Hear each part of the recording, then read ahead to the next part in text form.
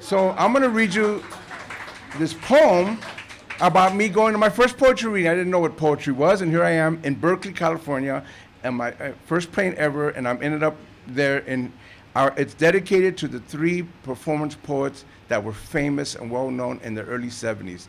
Jose Montoya, Chicano, Godfather poetry, David Henderson, African-American, or leading African-American poet at the time, and Pedro Pietri.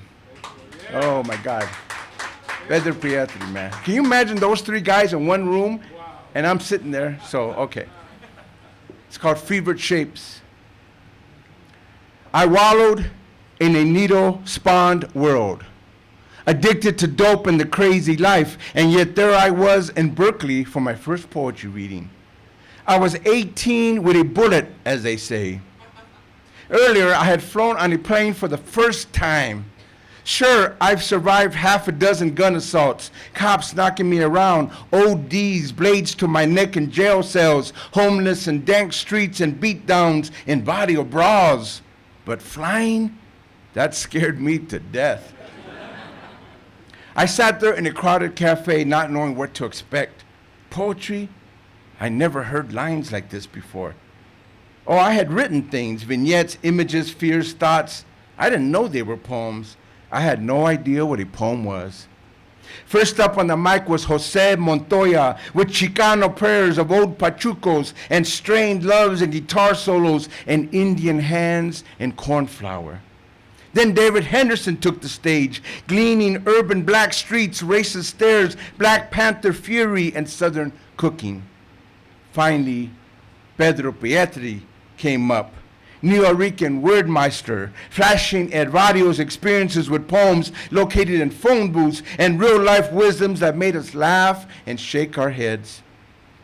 I had never heard words spoken this way, more music than talk, more fevered shapes than sentences, more Che and Malcolm than Shakespeare.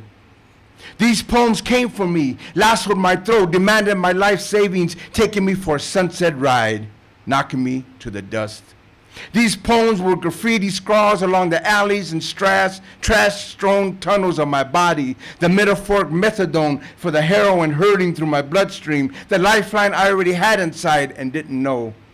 These poems were pool sticks, darkened gangways, a swirl of sunrise after the graveyard shift, a blood-black yelling behind torn curtains, a child screaming, and nobody coming to help.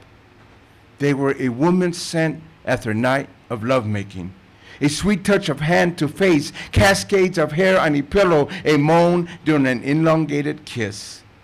These poems were shadowed intent, startled doubt, sorrows without grief, the moon without sky, unknown melodies, the falling inside that happens when you push razor onto wrists. They came for me as I sank into my suicide, while fidgeting in a chair, inching under the skin as I wondered why I even came. Jose, David, and Pedro, I was never the same after this. They came for me, and I've never let go. They came for me, and I've perspired poems ever since. They came for me and all my addictions, my sorry-ass lies, my falling masks, my pissed-off wives, neglected children, angry friends, and back-to-back failures could never, ever take them away.